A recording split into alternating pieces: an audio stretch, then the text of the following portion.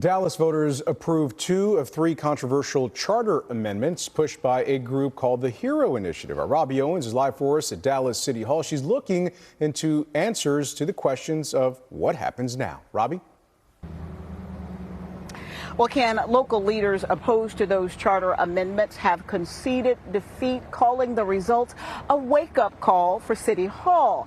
However, the consequences will be felt throughout Dallas. As for when and how, those are the questions we're still asking. The Together for Dallas campaign released this statement saying, quote, Propositions S and U and the citizen petitions that preceded them were drafted and sold with language intended to appeal to frustrated voters who do not feel that City Hall is responsive to their needs. These propositions will likely face legal challenges, but the democratic system worked. We lost.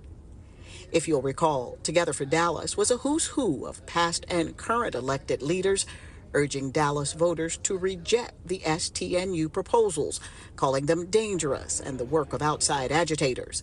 HERO Initiative supporters, meanwhile, argued the amendments promoted accountability and public safety. Proposition S, which passed, removes governmental immunity and allows anyone to sue if the city doesn't comply with local ordinances.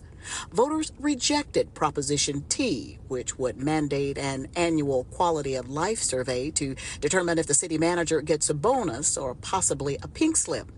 And then Proposition U, which also passed, forces the city to maintain a minimum police force of 4,000.